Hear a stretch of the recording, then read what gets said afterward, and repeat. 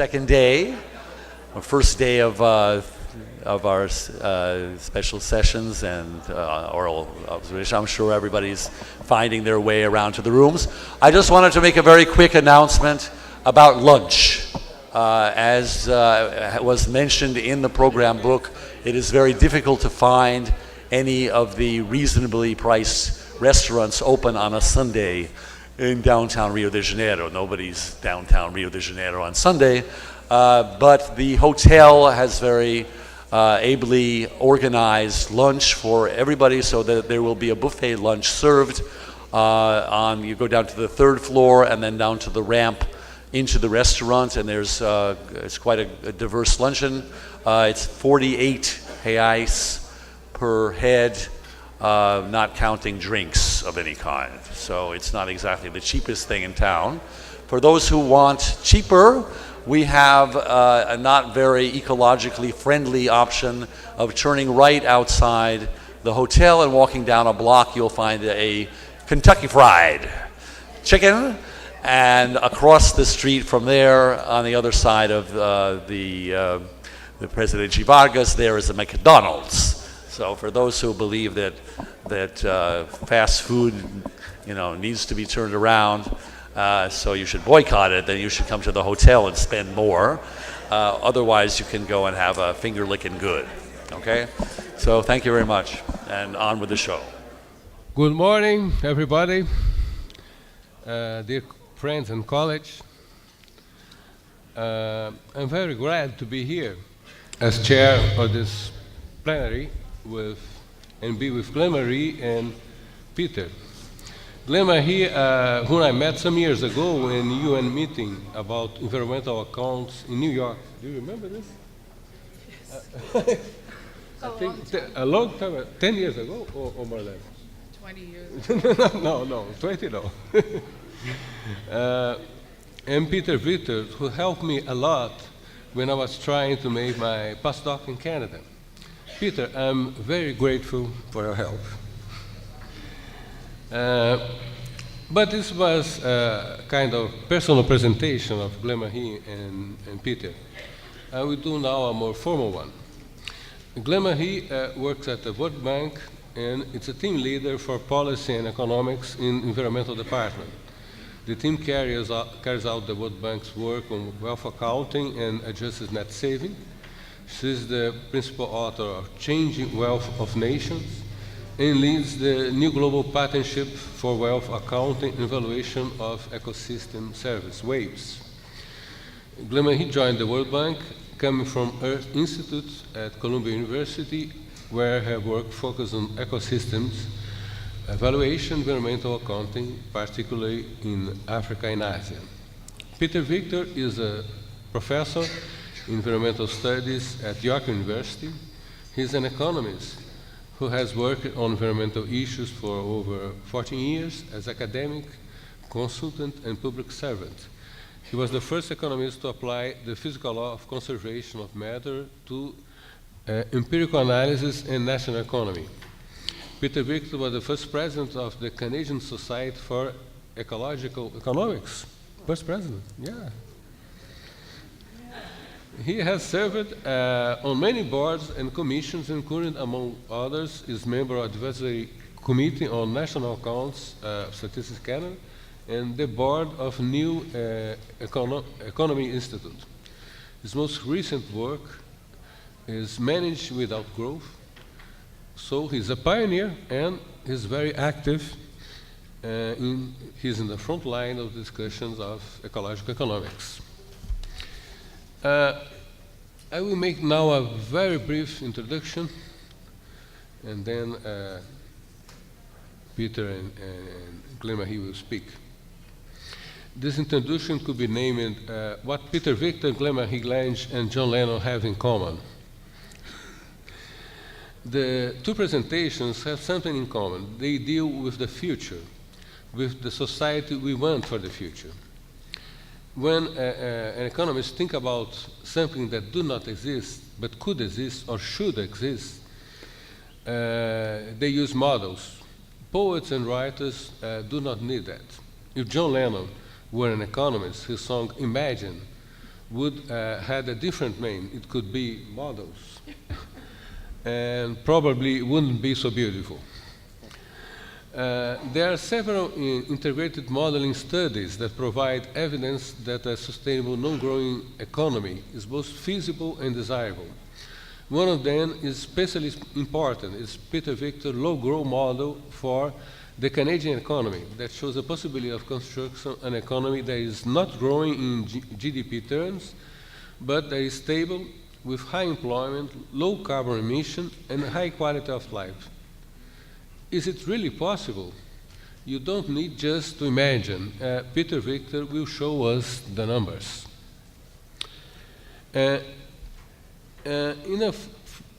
In a future society, it will be a consensus that nature has a value, and this value will be present in the national accounts of all countries. Just imagine that. I may be a dreamer, but I'm not the only one. Glenn is a dreamer too. And more important than this, she's making this dream come true with WAVE's projects.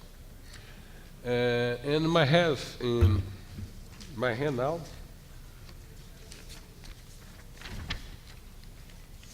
is this. It's a dream come true. And I know that Glenn has a lot to do with them, and Peter May too. It's a formal commitment of the Ministry of Environment of Brazil with the TEEB project. It creates two commissions, one for coordination and another for execution. Eco Brazil was invited to be a member of the first commission. It did not have to check this with Peter May, but I think it's the first time Eco is invited to be part of a governmental commission.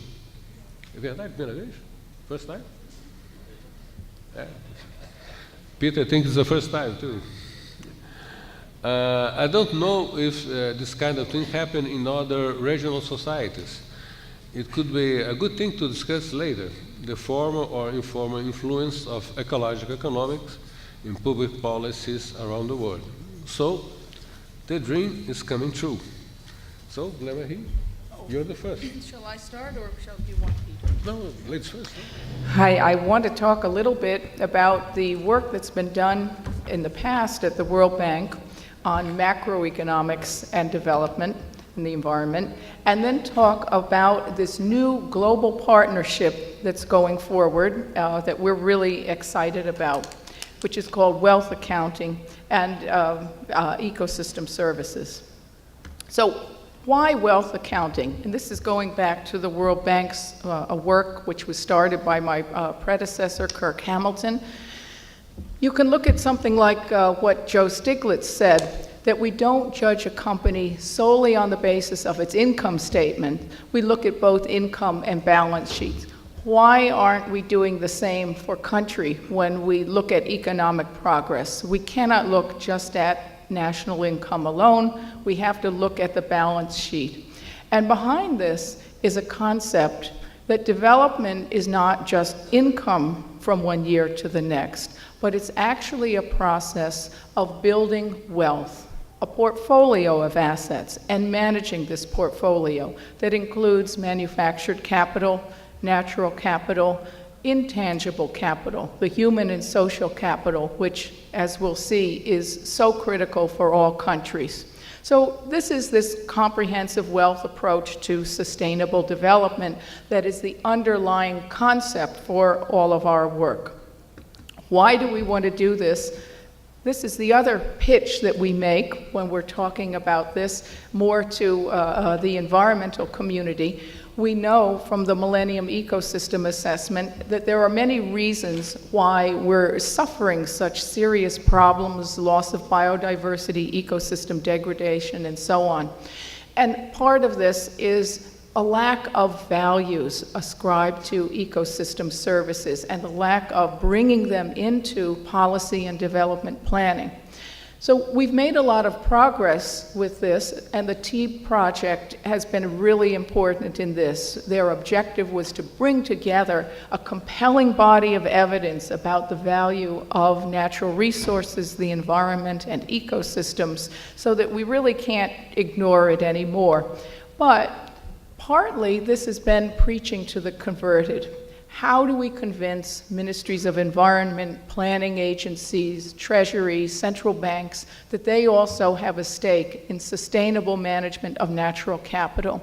So what we're trying to do is reach them using the toolkit that is natural to them, what they understand, and that's the national accounts. So natural capital accounting is about bringing natural capital into the national income accounts to show the link between natural capital and sustainable development. There are many things that can be done dealing with environmental economics, but this has a very specific target group. These economists outside who just don't naturally think about this. So how do we meet this challenge of wealth accounting? The World Bank, as I'm going to show you in a moment, has done some work, tried to do some work at a global level, but also equally important, perhaps really more important, has been the work by the UN Statistical Commission, the national statistical offices, and international statistical agencies to develop a framework for implementing environmental accounting, which is called the System of Environmental and Economic Accounting. And we reached a real milestone with that, which I'll come to in a bit. So what has the World Bank done? Two things: comprehensive wealth accounts. We now have actually more than 10 years, 13 years, to 1995, 2000, 2005, and I'll have some figures for 2008 here, for more than 120 countries, consisting of all the components that I mentioned: manufactured, natural, human, and social capital. The natural capital includes several parts: energy and mineral stocks, agricultural land, forests, protected areas. The most recent publication of this work was last year, The Changing Wealth of Nations. In addition, there are some estimates done on an annual basis called adjusted net savings, and also now adjusted net national income, that takes savings but also national income and adjusts them for depletion of natural capital. So I'm going to go through some of these results so you can see what they really look like. And what have we got in 2008? Well, we've got three groups of countries: low income, middle income, and high income countries. And you can see not only does the quantity or the volume of wealth differ enormously among them, but also critically the composition varies a lot. In low income countries, natural capital averages 31%. In some countries, it's more than 50% of total wealth. But what we do see, too, is that the intangible, the human and social capital, is the largest component in almost all countries. Just drilling down a little bit more to see what that looks like, this is a summary of wealth for the low-income countries, and it breaks out the natural capital here. You can see that 77% of wealth in low-income countries is cropland, pasture land, forests, 9% is protected areas, 9% are energy resources, and another 5% are minerals. So we have this kind of information for now. Actually, we have 150 countries in the database. You can imagine that one has to make many simplifying assumptions to come up with data for all countries using publicly available information. But it's been important for us to try to drive home this concept that we should be looking at wealth and not just income, and that we should be thinking about human and social capital and the important role that they play. Okay, but for our low-income countries, as I mentioned, natural capital is really critical. And we can see that countries, as they develop, they're actually leveraging this natural capital to build more wealth. And there are specific challenges that countries face depending on what type of natural capital is most important. Countries that have a lot of subsoil assets, minerals and energy, oil, of course, just think of the oil-producing countries. They have a challenge of basically transforming a capital that's non-renewable into other forms of capital. For countries like where land, agricultural land is particularly important, the efficient management of land, forests, and protected areas, good information so that you really can be fully informed about the trade-offs is really essential. And you can see highlighted here where the different types of natural capital are important for different regions. So how did global wealth change from 1995 to 2008? And what are the sort of stories that we can tell from that? Overall, globally, wealth grew 46% and 23% per capita. And you can see it grew, not surprisingly, the fastest in East Asia and the Pacific, dominated by China and India. In South Asia, South Asia is where India dominates. We can see, interestingly, in sub-Saharan Africa, the creation of wealth was very fast, faster than several other regions. But when you take into account the population growth, per capita wealth, the wealth that's available for, on average, each person is much lower. We also see changes, this change in the composition of wealth by following one region over time. And this is East Asia and, this is our lower middle income countries. Here, this challenge of development is a decision every year about how much to save versus how much to consume, but also the composition. What do you invest in? How much do you invest in education and health and human capital? How much do you support the institutions, the legal frameworks, and so on that make things work? How much do you invest in conservation, in good management of natural capital, or even in restoring natural capital, and keeping an eye on what's happening as the economy and populations grow? But we need to do more, and you might look at that and say, well, that's nice, but we can think of a lot of natural resources that are missing, and we don't have ecosystems here. Where are they? And that is the challenge that this global partnership for wealth accounting and valuation of ecosystem services is designed to address. We have to go to the next step. And that step means not just including ecosystems, but rolling this out to the countries, demonstrating that it's important for them and getting this work to be done by the countries. Because sitting in one institution, the kind of figures you can come up with are very crude, and you probably don't want to look too closely at the figures for any one country, even though at the regional level, the trends are probably reasonably accurate. So, where are the ecosystem services in the national accounts, and what is the challenge that we face for the accounting approach to this? Well, we've got provisioning services, and these are mostly in the national accounts already. They're clearly identified. We have agricultural products, we've got timber, we've got water, all these kinds of things. And they're mostly there because they have prices or they're near market prices. Some might be poorly measured, especially in developing countries that have limited resources for data collection, but pretty much we're okay with provisioning services. The culture and recreational services are an interesting challenge. Those are, at least for the tourism and recreation, in the national accounts, but they're really hidden, and it's very hard to find out what's going on because tourism is not a sector of the economy. We have agriculture, mining, forestry, manufacturing, banking services, real estate services. There's no tourism.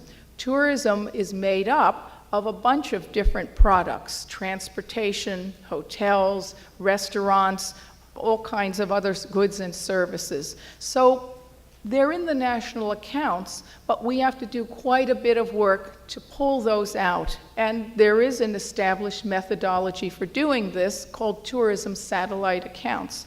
So this is very important because we find that one of the major ecosystem services in many countries is the tourism industry. And we have a lot of questions about how much is this actually benefiting the country, particularly in developing countries, and how much is it benefiting local communities? This issue of how much local communities are able to benefit and participate is even an issue in developed countries as well. And so this is one of the challenges here, to get better measures, not only of the total value, but the distribution. Who's benefiting from these different services? And then finally, we have the regulating and, of course, the supporting services. The interesting thing about this is that most of them are also in the national accounts, but they're even more hidden than tourism is. Just think of something like pollination services, for example. There are two ways that can be provided. Either you pay someone who brings in a couple of beehives to your agriculture area, and you pay that person, and your crop is pollinated and then you produce, and that's recorded in the national accounts as a provision of an agricultural service. But what if you're relying on natural pollinators? Nobody pays for that. If you're selling the same crop as the farmer who's paying for pollination services in a big market, you both get the same price, but the profits of the one who has to pay for pollination services will be lower. As a farmer, you benefit from this free service. So in essence, the value of that service is wrongly attributed to agriculture, not to the forest, the natural habitat, wherever land area is actually providing that. So our challenge here is to make those values, those services explicit in the national accounts. And you can easily imagine why. If you're looking at a forest or some natural habitat and you're only thinking of it in terms of the timber it produces, you'll manage it for timber. And you could easily manage it in a way where you lose the pollination service. And then you'll look back at that and say, oh my God, I had no idea what the economic impact was going to be. So we need to make this explicit so that we manage much better our natural capital for all the services, and we don't end up with unanticipated losses. Okay, so how do we do natural capital accounting? 20 years ago at the first Earth Summit in Rio, Agenda 21 called for the international community to develop standard methodology for environmental accounting. And this was taken up seriously by the UN Statistical Commission, and work was done on developing this, the SEEA, or System of Environmental and Economic Accounting. There were a lot of different approaches that were proposed in those days.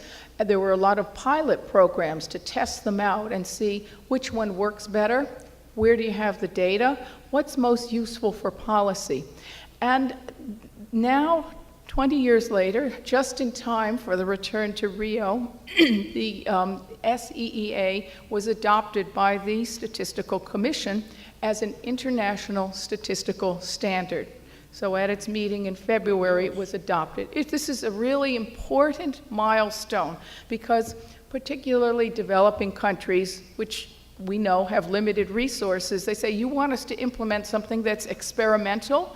We're not going to do that. What if we spend all of our time and effort doing something that later on turns out to be incorrect? So having this internationally agreed methodology is very critical, and it puts it at the same level as the system of national accounts, which I think it's 183 or 193 member countries of the UN are all expected to implement. It's a voluntary basis, of course, but still it's something that countries are expected to implement.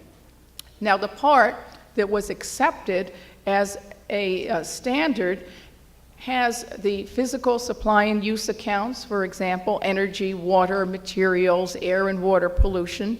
It includes monetary transaction, environmental taxes, subsidies, environmental protection expenditures, and so on. Asset accounts for minerals and energy, forests, mainly limited to timber, land, fisheries, water, and of course the associated macroeconomic aggregates. It does not yet include ecosystems, but that is the focus of the ongoing work of this group of experts on environmental accounting. Part 1 was adopted as a standard. Part 2 is under development. The first draft will be prepared, should be available by the end, the draft will be available by the end of this year, and it should be published sometime next year. At the same time, another volume of the SEEA is being prepared that summarizes the applications and policy uses. So this idea of accounting for ecosystems is very much on the minds of a broad community of practitioners and experts in many fields, and is being actively developed. And I would actually encourage you to look at the UN's website to see all of this and to participate in the discussion of methodology. So where does WAVES come in? Well, we're really concerned with the implementation. So we've now got funding for a 5-year, $15 million global partnership. This is, I really want to stress, this is not a World Bank project. We're really trying to pull back, you know, we're not pushing this, but we have very important partners in the UN agencies, UNDP, UNEP, the UN Committee of Experts on Environmental Accounting, our partner countries, NGOs, academics, the private sector, where they're looking at very similar things. How do we bring environmental aspects into corporate accounting, and others? And we have several objectives. Implementing natural capital accounting, both physical and where we can monetary, and incorporating this in policy analysis and development planning in 6 to 10 countries using this internationally agreed methodology, the SEEA.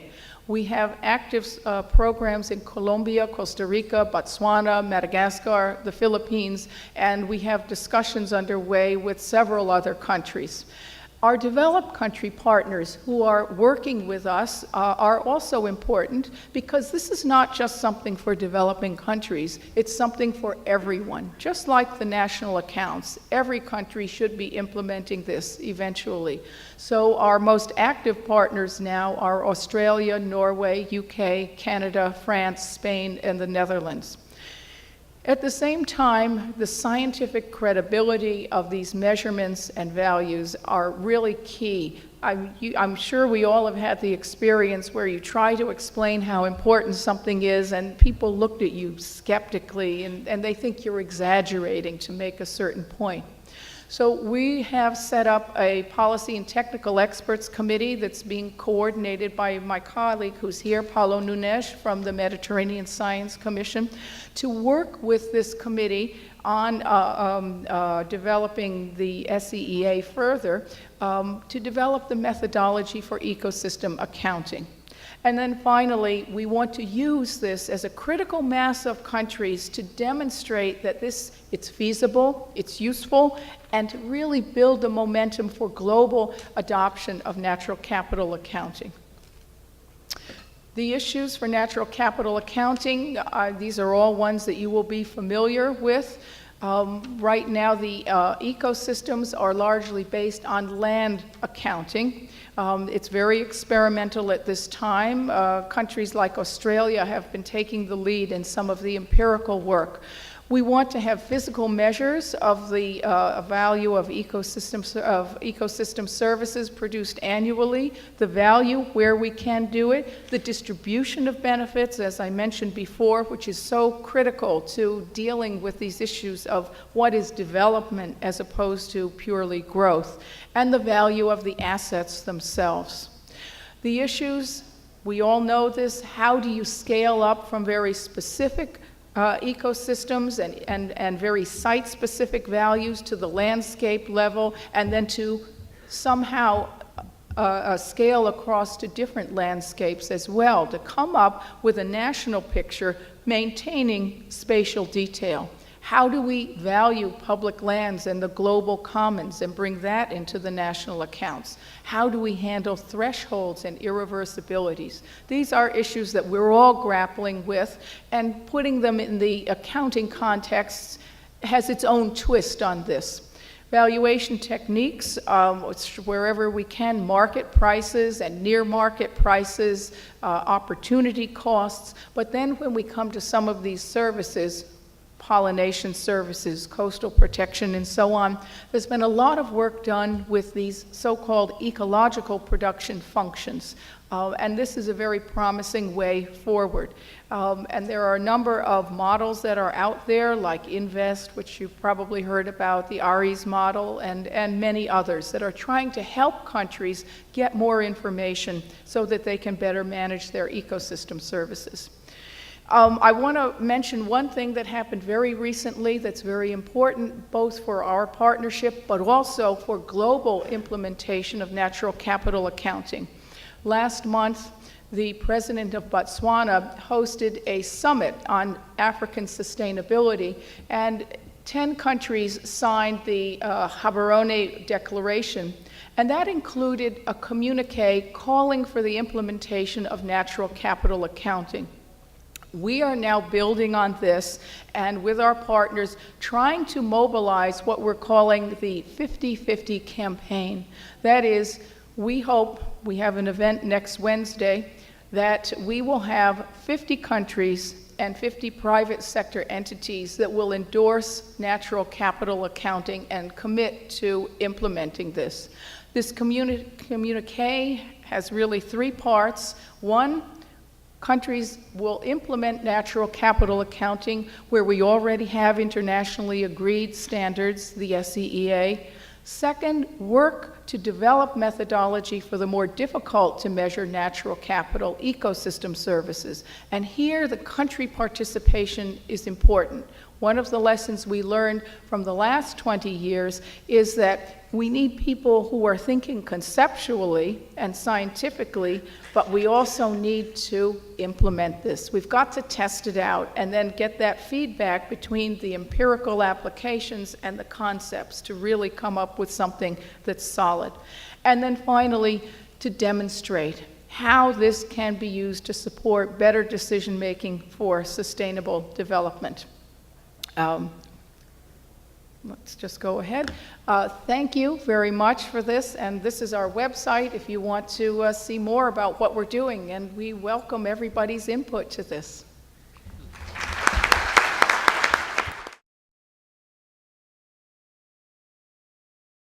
Well, good morning, everyone. It's a real pleasure and privilege to be here to speak to you this morning.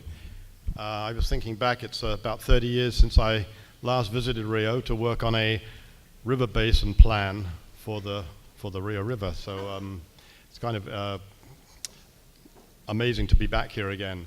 What I'm going to talk to you about today, although it's called a keynote, is really an update on some research that Tim Jackson and I are doing together. And it's deliberately called Towards an Ecological Macroeconomics because we think we're making some considerable progress, which I'll hopefully describe to you effectively this morning, but there's still a ways to go. I will be showing you quite a few graphs. We do have some results, early results from our modeling work. These results were all produced within the last few days. We committed to give a couple of talks here in Rio, and it really put our feet to the fire to produce something that we could share with the public. But before I get to the graphs, I want to just give you a little bit of a background to how this research came about. This particular character wrote this book, and this one wrote this book, and we realized that we were perhaps the only 2 authors who'd put in the titles of our books the 2 words "without growth." We met in a not particularly upscale restaurant in London and quickly decided that we should throw in our lot together, and we started to work on something that we've called GEMMA, which is the model that I'll be describing to you in the course of these remarks. What we found as we were working on it was that this diagram that comes from Kate Raworth's a rather nice paper that she published last year nicely describes what Tim and I are really trying to do. On the perimeter of this picture, you see the various planetary boundaries that Rockstrom and others have identified. But what Kate has done, for those of you who haven't seen this yet, is she's put on the inside of this donut a variety of social factors, and economic, that we all, I believe, want any viable economy to provide. And so she asked the question, can we live within the donut? This particular question resonated with me since I'm a Canadian and Canada eats more donuts per person than anybody in the world. I thought this is a nice metaphor. But really, I think it does set out the problem quite nicely. And what Tim and I are trying to do is to gain some insights into what kind of economic structure, economic system can operate effectively within the donut. So we decided to try to focus our work initially by specifying 3 research questions. Because you can build models that go off in a million different directions, but if you don't have an idea of what questions you're trying to answer, you can really come unstuck. So the first question is this one: is economic growth required in advanced economies to maintain high levels of employment, reduce poverty, and meet ambitious ecological and resource targets? In my book, in particular, in Managing Without Growth, I did try very much to tackle this question, and I think reached some fairly optimistic conclusions that in an economy like Canada's, that question can be answered positively. Not easily, but there's good reason to think that we don't actually have to have economic growth to live well. But I didn't have much to say in my earlier work. That's a bit of an exaggeration. I would say I didn't have anything to say in the earlier work about the financial implications of a non-growing economy. And so the second question is, does stability of the financial system that prevails require growth in the real economy? A number of people, perhaps some in this room, have already expressed a view on this question, and different views come out, but we felt it was something that we might usefully investigate.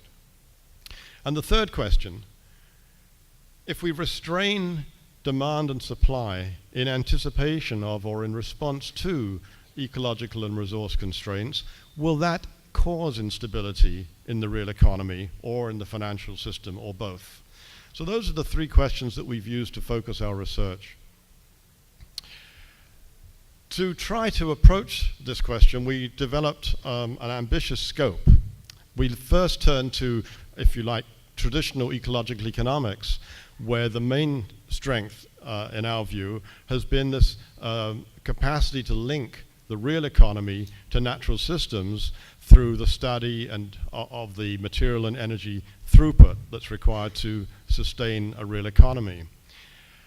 We also turned, on the monetary side, to what is called modern monetary theory, which analyzes the interactions between the financial system and the real economy in ways that we find particularly impressive. I would say a couple of basic messages of modern monetary theory. One is that you can't understand a capitalist economy unless you appreciate the absolute way in which it's embedded in a financial system. And secondly, that all transactions, I guess this is obvious, but it's only obvious once it's perhaps raised for thought, all transactions have 2 sides. When somebody pays something, somebody else receives the money. If somebody lends money, somebody else borrows the money. If somebody buys an asset, that also creates a liability somewhere else in the system. And so there's this system of balances that exist in our economy, which we ought to be able to track in the financial plane, that correspond to what is happening to the real economy. So in our ambitious attempt, we decided we would try to build a model that encompasses all 3 of these systems and their interactions in one way or another. So we tried to keep it simple, And this is a diagram from Stella, which is the software that we use. And let me just summarize some of the features of Gemma. First of all, we use systems dynamics, which is very well suited to understanding any system where the relationship between stocks and flows is very important. It's very versatile and can handle nonlinearities easily and feedback. We thought all of those dimensions were relevant to us. The model is comprehensive, and it does encompass the financial system, the real economy, and resource and environmental flows. It contains an integrated set of balance sheets and flow of fund accounts, so we track for various sectors how their balance sheets evolve over time as a result of the flow of funds between the sectors during that time. We distinguish between different kinds of expenditures. We classify some as green and some as conventional, both current and capital, so that we can explore different scenarios where those expenditures differ by amount. For the production system of the economy, we decided to use input-output analysis because it's very familiar now that you can use that system to keep track of resource and environmental flows. We wanted to be able to explore the implications of reducing the work week, which in other work has shown can be very important for maintaining full employment, even in a non-growing economy. And we also wanted to allow for different labor productivities in different sectors that we thought would be important. There's quite a detailed demographic submodel in Gemma. We've also allowed to have different assumptions about behavior. So it's not a model based exclusively, for example, on profit maximization. One of our future plans, and it will happen fairly soon, is we'll be able to look at what would happen if a sector of the economy was dominated by cooperatives, for example. And finally, we've tried to build in expectations endogenously so that we're not just projecting scenarios into the future based upon a whole range of exogenous variables. Naturally, there are some, but we thought it would be important to recognize that decisions in an economy are often based, in fact, probably almost always based upon expectations about the future. So we decided to try to see if we could model that. So here's the high-level structure of Gemma, just to show what the main components are. Each of these boxes refers to a sub-model or a subsector in the model. So we have the accounts. We keep track of the net worth of the main sectors of the economy. And I should say, following on from Glenn Marie, that we too have been very much influenced by the system of national accounts. Everything we've done so far is consistent with and draws upon data from the SNA. We have each of these sectors modeled. We have their behavior modeled, and of course the interactions among them. We track the real economy, consumption and investment, government and private sector, and international trade. We have real supply, which depends upon the expected output, labor force. We also model prices, inflation and interest rates. And there's the input-output model, population and environment and resources. And the strength and perhaps potential weakness of the model is what do we make of the interactions among these sectors? Well, it looks something like that. So as you can see, it's a highly ambitious integrated system. So let's see if a little bit more detail about some of its components. The input-output submodel that we have in Gemma has some of the following features. Labor is an input to the various economic sectors, and as I said, we can vary hours and productivity. Investment, which is one of the components of final demand, affects capital accumulation. Capital accumulation affects the capacity of each of the sectors to meet their production targets.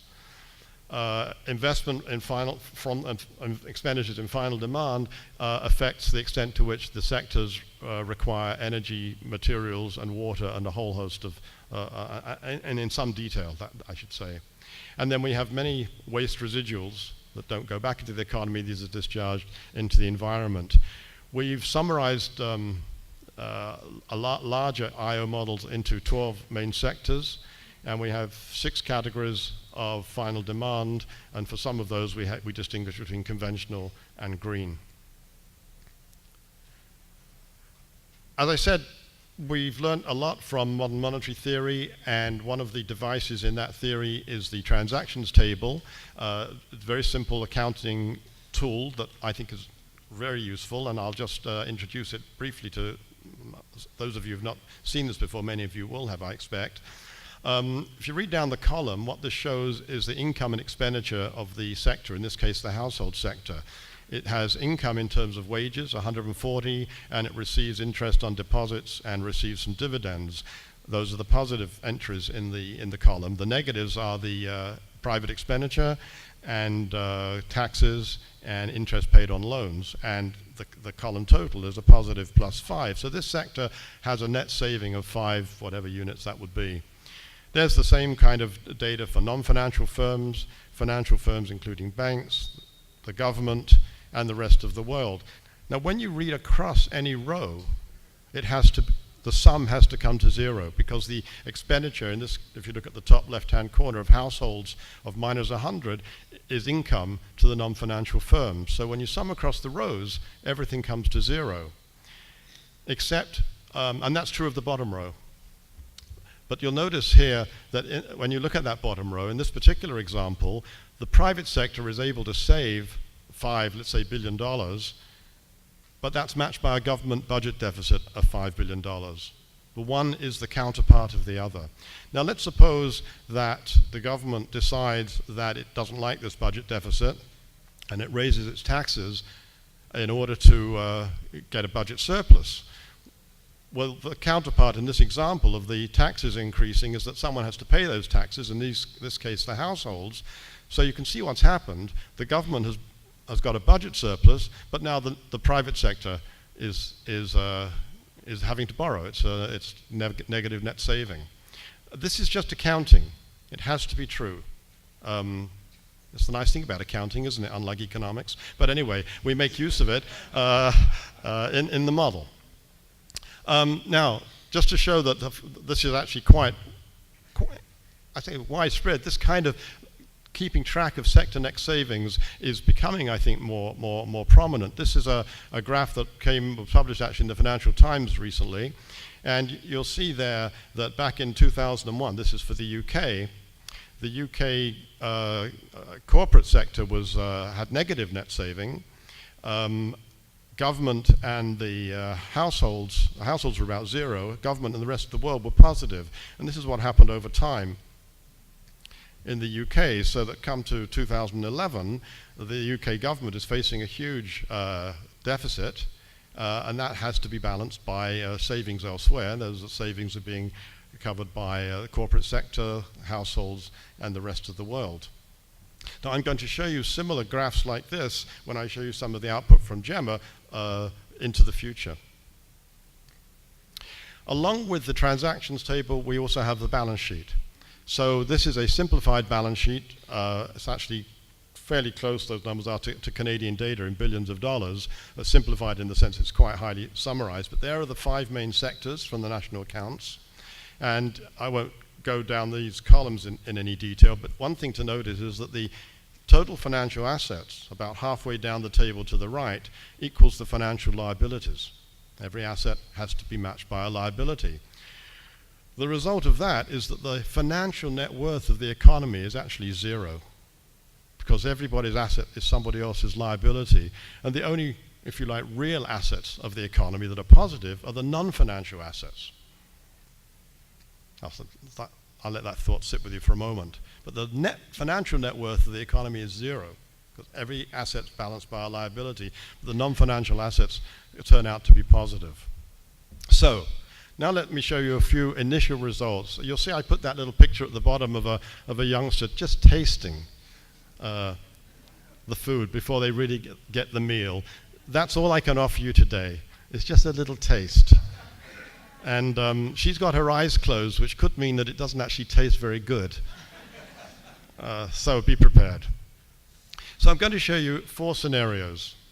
And the output of these scenarios will be GDP, greenhouse gases, and the net savings of the economic sectors that are in the model.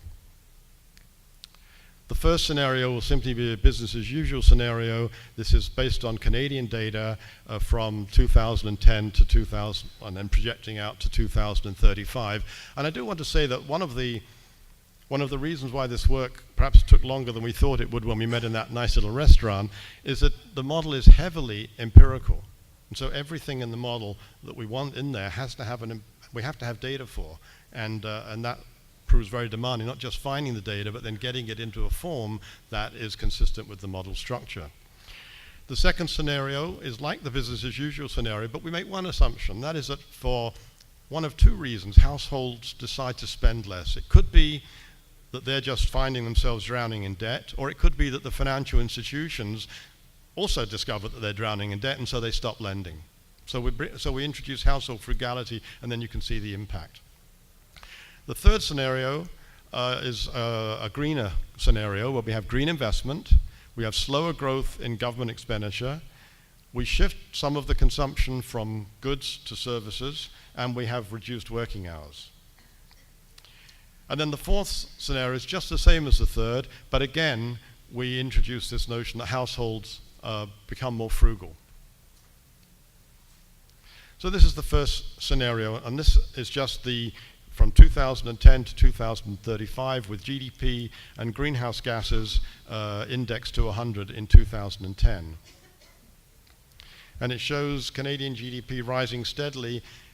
Greenhouse gases go up slowly. They end up somewhat higher than they are now, but of course not growing as fast as GDP.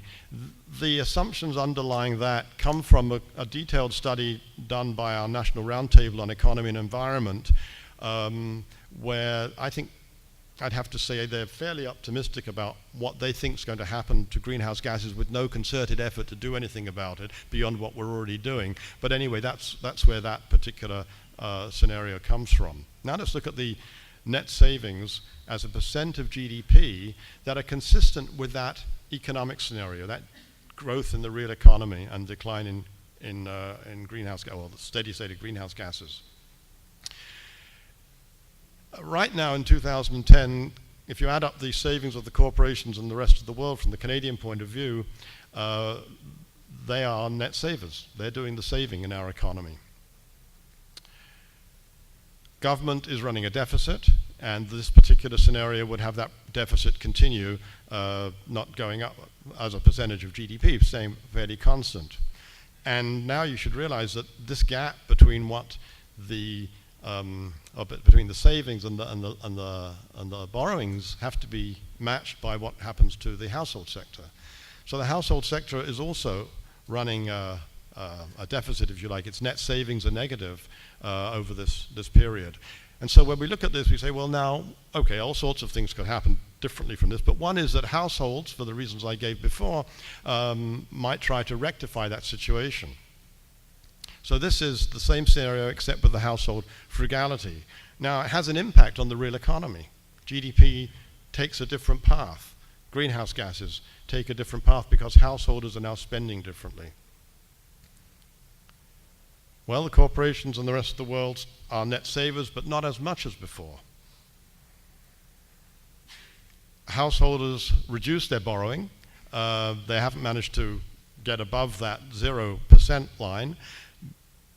But the difference now is that governments have increased their borrowing.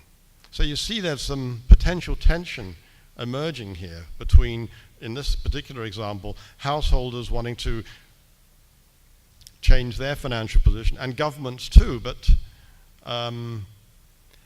everything has to add up. And so if the corporations and the rest of the world are maintaining their position, the tension will be felt between households and government.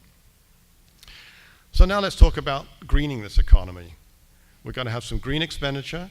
That means both in terms of current expenditures and capital expenditures. We're going to move the economy somewhat away from the purchase of goods to services, and we're going to allow for a decline in the average amount of time spent at work. So this is our third scenario. So there you have the green investment, and actually it's consumption expenditure as well, slower growth in government expenditure, a shift of consumption into services, and reduced working hours. Well, GDP now has virtually stabilized and greenhouse gases have come down a long way. And that's similar to the sort of result that I generated with my previous macro model and through a number of other very important variables as well, because it's just a small part of the story that has to be told. But what's the financial counterpart to this scenario?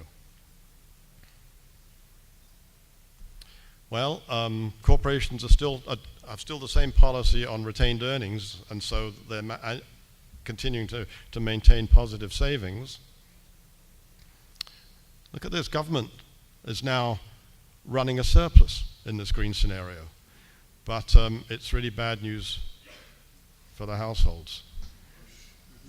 In a way, one way of interpreting this is that they're trying hard to maintain their expenditures, even though they've shifted the pattern of expenditures. The reduced work hours have led to reduced incomes, and it's just not a happy picture. So again, one would expect some impetus for frugality on the part of households. And so what we do is again introduce or allow the model to restrict the extent to which households can borrow, because that previous slide I showed you had a lot of borrowing. So what would happen if the financial system prevented that from happening, or they chose not to borrow so much? Again, it does change the way the real economy functions, and that's a really important point that I have to keep mentioning. We're talking about an integrated system here that will give us insight into both the real economy and the financial economy. There's the corporate sector, and the rest of the world still getting a big share of the economy in terms of savings. Here's government. Now, before you recall, in the previous scenario, government was running a surplus towards the end of this. Now they're borrowing. So compared with the previous scenario, government borrowing has increased and household borrowing has reduced, but it didn't reduce enough in this particular scenario for households to solve their problems. So I hope you can see that it just, as I said, it's just a taste that you can begin to explore with GEMMA interactions between the real economy, I only gave you one environmental flow, greenhouse gases, and the financial economy. There are some key messages from those 4 scenarios that I've shown you. That green scenarios in the real economy may be compromised by conflicting interests and trade-offs in the financial economy. And I do think well, speaking for myself, I need a better understanding of what that amounts to. Very open mind at the moment as to what changes in the financial economy might well be required to realize a truly green and humane scenario in the real economy. And to do that, we've got to explore a much wider range of alternatives than I've shown you today. These were very, very simple, but I wanted to give you some insight into the kind of work that we're trying to do. But there are many other aspects of GEMMA which are going to allow us to explore a wide range of alternatives. So let me just quickly enumerate for you some of the additional dimensions that are already built into GEMMA or will be within the next few weeks. Most of these are already in there. I showed you the savings data is annual data, it's accounting, it's transactions, that's what I'm trying to say. The model also reports the balance sheets of the 5 main sectors of the economy, which includes everything in the economy, and so you can see whether how the assets and liabilities of each of the sectors unfold over time. The models, because we have that nice I/O component in there, it's quite able to track a very wide range of material and energy uses and then waste residuals. I just showed you GDP, but this is not, I just showed you greenhouse gases. This is not particularly a greenhouse gas model. We've got a nicely detailed demographic model by gender as well as age, and this is really powerful for looking at implications of future scenarios for pensions, as we have an aging population, for the provision of social services, and so on. The model does calculate employment in each scenario. The model estimates wages. Interest is endogenous in the model. Profits are calculated. Taxes are a control variable that you can choose. It estimates future inflation, interest rates, which are set by, at least the overnight rate set by the central bank in anticipation of inflation, and that affects the exchange rate. We are planning to put in a variety of well-being indicators. I still like to use GDP in this kind of modeling, partly because it's still an important variable to understand an economy, not to measure the well-being of its members, of course, and it's also important to link to other people who take a completely different approach to economic issues and think in terms of GDP. But we do need to add a variety of well-being indicators, and the model is actually, because it's co-flexible, able to examine the implications of the various parts of the model being run differently, operating differently. As I said, co-ops rather than competitive firms, for example. And with all that, we hope to be able to tell some really good stories. Next time, we hope that you invite either Tim or me back to speak to you. So thank you very much for your attention. Thank you, Peter and Glenn, for your presentations.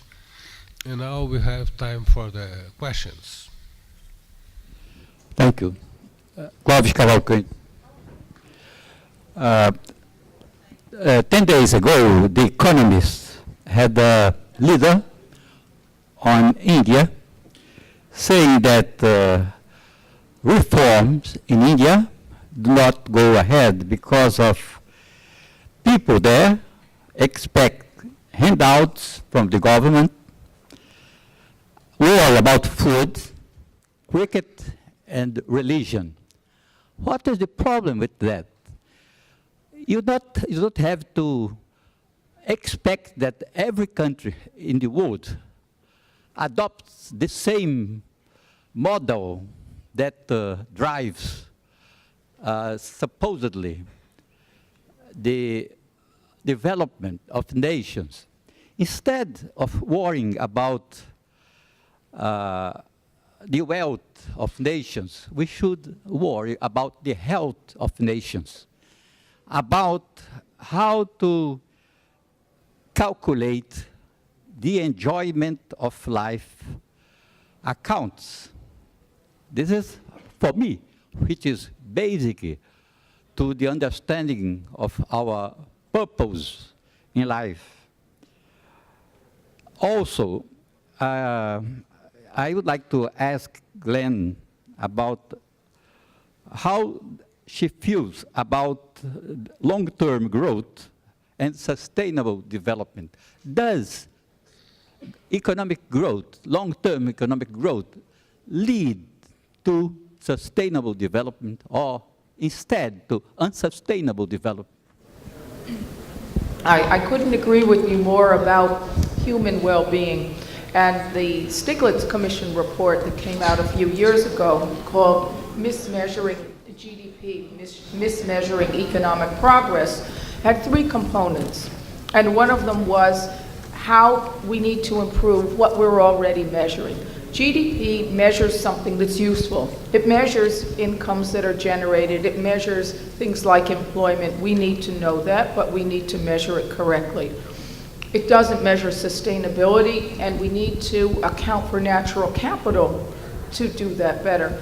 And we also need to account for quality of life. So these are the 3 things, the 3 building blocks. Only I'm an environmental economist.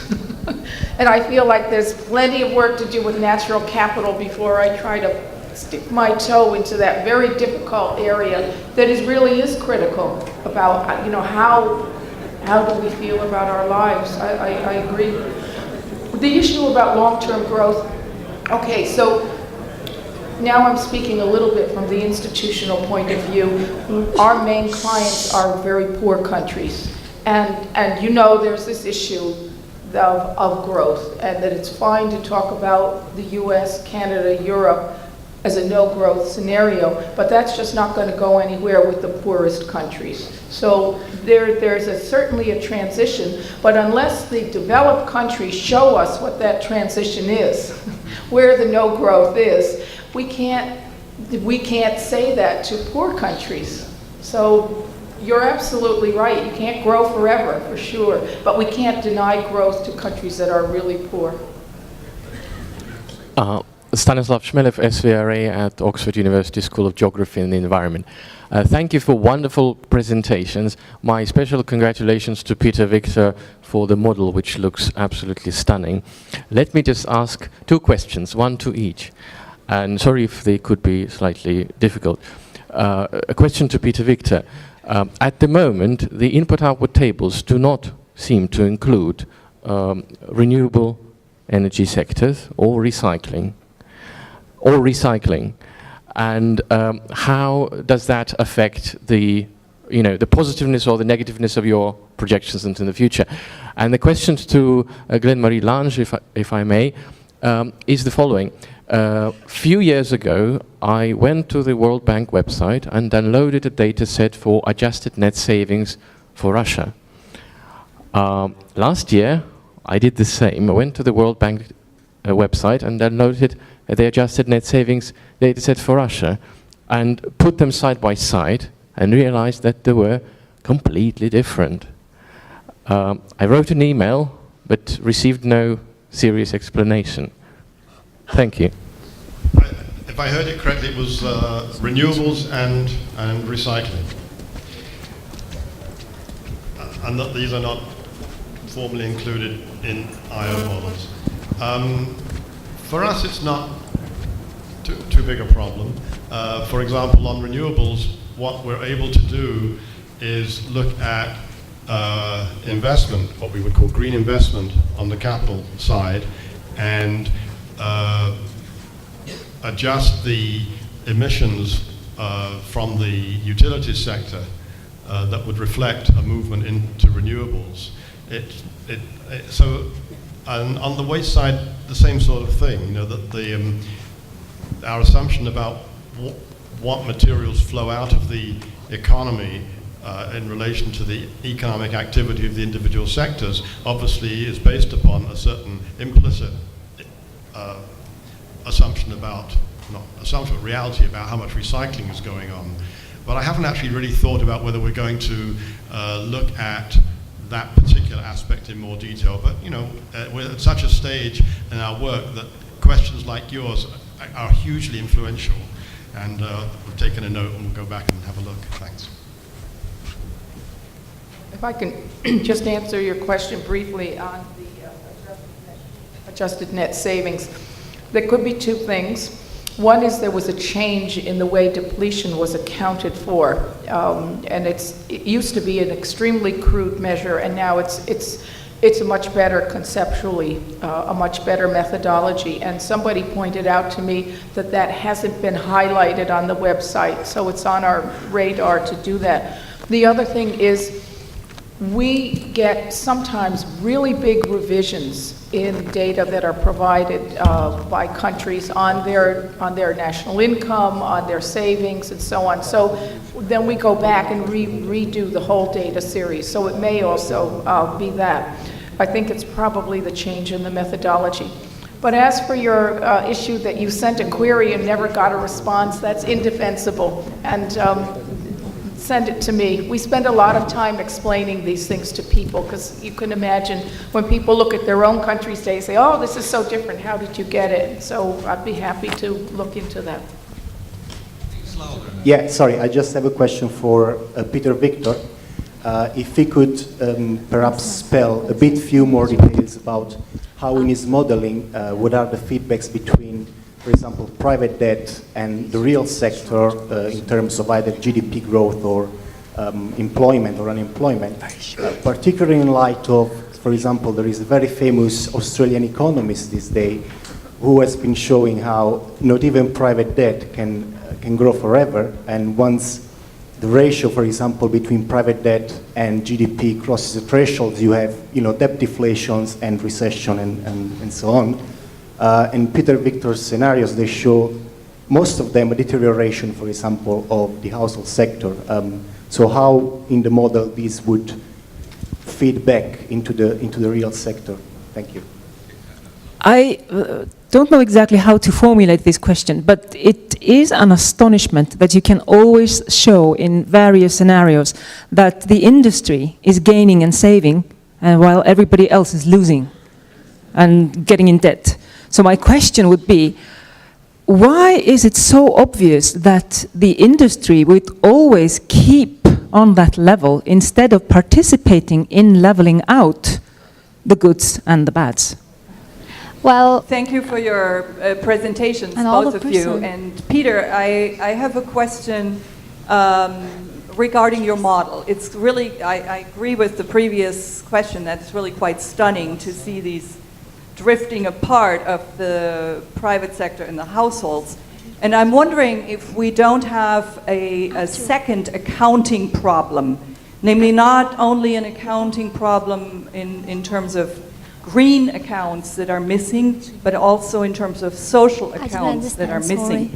And of course, many of those services of rest and restoration and recreation are provided in the household sector, but they're not remunerated. And so we have two hidden accounting problems, both on the green and on the social side. And I'm wondering if in a way, those hidden unremunerated services are exacerbated in some of your scenarios. I'm sorry. Well, my question is quite a little bit short. That is like this prospect about eradication of poverty in the model of GEM. That's all. Thank you. Thank you for those really excellent presentations. My question is really, how do you deal with, to both of you, interdependencies between countries? So for instance, it seems to me one can't just say, well, we need growth for poor countries and we can degrowth in rich countries as if there is no interconnection. And it seems to me the interconnections work both ways. I mean, the growth in China and you know, in India, but particularly China, has made a huge difference to how the financial crisis has played out in the West. And a sub-question to Glenn Marie is that when we're looking at natural capital, we look at land, forests, and so on, again, interdependencies matter. So you're seeing sort of huge investments of some countries in other countries to take land for biofuels and crops and so on. So some call it land grabs. But how do you preserve your natural capital in one country when other countries are able to come in and take it? I think these interdependencies are very important. And actually, in terms of the economic independencies, this has been one of the issues raised for China. You're depending for growth on exports rather than the internal market. So I mean, I'm not an expert on growth theory, so I couldn't really answer that question that well, but I know that it's not essential that all countries be growing, and that one can have growth in low-income countries and much slower or no growth in higher-income countries. As for your other question, well, this is why all countries have to implement environmental accounting, because then we can track that kind of thing. And it is a very serious issue. It comes back to the ownership, the distribution of benefits, and who's winning and losing from management of natural capital. And we have to have that information there and compiled on a regular basis to monitor that. This is a management tool in the sense it's information. It doesn't go the next step for the policy, but it provides the information to base those kinds of policy decisions on. Thank you for some very interesting questions. The first one, I couldn't hear entirely well, was about the question of the financial sector and rising debt and how that would play out. That's exactly one of the issues that we are in the process of investigating, because the model, well, it contains a lot of information and behaviors about the financial sector and tracks the financial position of the sector. So I don't have an answer to the question that I said was one of our key research questions about to what extent is the stability of that sector dependent upon this continual growth that we are sometimes told is necessary. But so I support the question. I hope I'll have a better answer in the future. I want to say something about the scenarios that I put up, because one of the questions raised the point, well, how come industries seems to do fine in every one of those?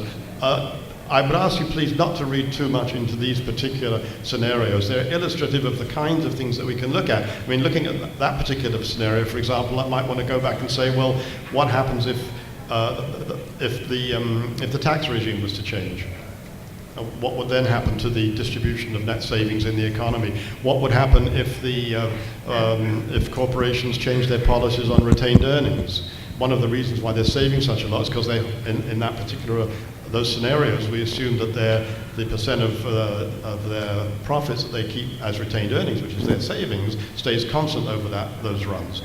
So there are many, many more possibilities to explore. Those particular examples, though, show what happens if was supposed to show, sort of the tension between two of the sectors, just as a starter. Somebody asked a question about all the things, if you like, are left out by traditional economic accounting, on the social side in particular. And I think that's quite true. What we're doing to try to include that in some way is in time use. We're tracking the time use of the population in terms of paid time, unpaid time, and leisure. We're not counting all unpaid time as leisure. We recognize that there's a lot of work that people do for which they're not paid, which you wouldn't really count as leisure. So in the model, we're tracking that use of time and tying that to the demographic model, which then brings me to the next one, which was, I think there was just a question about poverty. We are very much interested in the distribution of income and wealth in the economy, and there will be output in those terms. Again, one of the features that I think gives us some nice handles on that is that we're going to try to do that by age group, because there's this question, certainly in my country, about the demographic structure of the country is changing, and there is going to be a smaller workforce to support a greater number of dependents, and how's that going to work out? So also in GEMA there's taxes and transfers can be explored to change the distribution of income.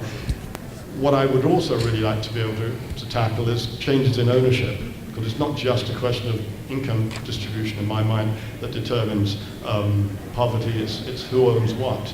And that, I think, we can also begin to tackle by looking at changes in ownership in terms of then saying, well, then how would those organizations behave differently? Would they pay different wages? Would they pay different dividends and so on? The interdependency between countries, which was the last question, what can I say? I mean, we haven't really got that in the model, except through trade and international monetary flows.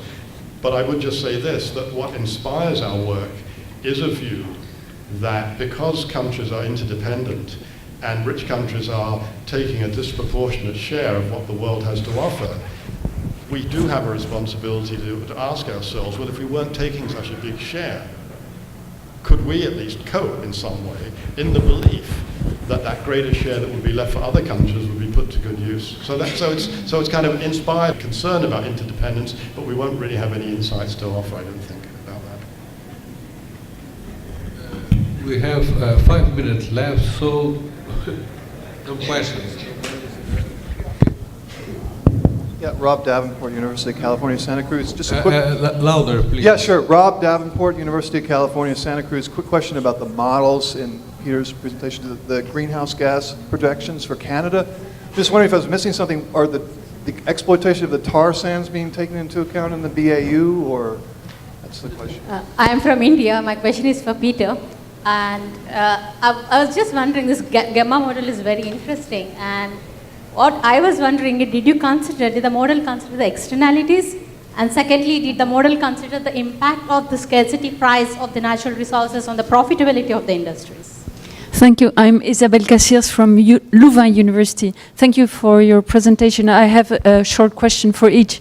For Glenn Mary, I'm surprised that an environmentalist economic would suggest to use an indicator as adjusted net savings, because it allows to compensate from one kind of capital to another. And for instance, you could destroy natural capital by having financial capital. China seems to be in a very sustainable path, which is not true, because of very high financial capital. So for me, it's puzzling. And to Peter Victor, I was wondering, if you want to have prosperity without growth, you have to develop kinds of quality of life which are not measured through macroeconomic standard variables. For instance, to give a simple example, I have not a hotel here, but I'm living within a Brazilian family. It's much cheaper and much more valuable on the human plan. So I think that the national accounting variables cannot give any insight of this kind of thing. How can you manage that? Thank you. I'd just say that one can't use these indicators alone, just as you can't use GDP and growth of GDP as a measure of economic progress, even the adjusted net savings. But it is our way of communicating with people in central banks, macroeconomists, and so on. It's not enough, and that's why the environmental accounts have both physical accounts in parallel and where you can do it, monetary accounts. But one would never want to choose just one of these. The first question, I believe, was what was assumed in the business as usual scenario regarding the tar sands. And as I recall, it's an ambitious program of carbon capture and storage. Let me just I saw the expression of the person who asked the question when I gave the answer, but let me just say something a little bit more. Where we're at in this modeling exercise is we've got in our minds now what we think is, if you like, an intellectually credible structure. But it does entail drawing in pieces from other places. Now, what we wanted to do was to start with so sometimes you take other people's work and you just see how's that going to go and you put that in. That's not the end point. As I said, this is a work in progress. So I take your point and I appreciate your expression of, I don't know if it was despair or what, but anyway. I couldn't quite understand the second question. I hope maybe you'll come up and speak to me afterwards, but I think it was something about scarcity prices and for natural resources. The way we're looking at that is to really try to address the question of if the economy is restrained through one means or another in terms of its access to a whole variety of natural resources, including monetized and non-monetized ones, what are the implications for the economy in that respect, for employment, for prices, for interest rates, and so on. I think we have a way of tackling that. It may not be explicitly through a price variable, however. The point about, yes, prosperity, of course, is not measured by the national accounts. And if I gave the impression that all we have in the model are things that are in the national accounts, that's wrong. But we do think it's important to tell the story of a macroeconomy by using the material that's in the national accounts. It's a way of, how can I put this? Somehow we have to transition from where we are now to a better future. And where we are now, at least is in part described by the national accounts. It describes the structure of the economy. It describes the scale of the economy. It describes the interactions of some portions of the economy. So it's a good place to start. But one of the attractions of the approach that we take using Stella is that you can connect in any kind of variable. You're not, because you have the natural accounts in the model, doesn't mean that you can't include other things. The greenhouse gases are not in the national accounts, but they're in the model. Work time is not in the national account, it's in the model. So it's a nice basis, but I agree absolutely with you. If that was the full story, then it wouldn't be very interesting at all. Unfortunately, we come to the end. So, thanks to Peter and Claire-Marie, and thanks to you all.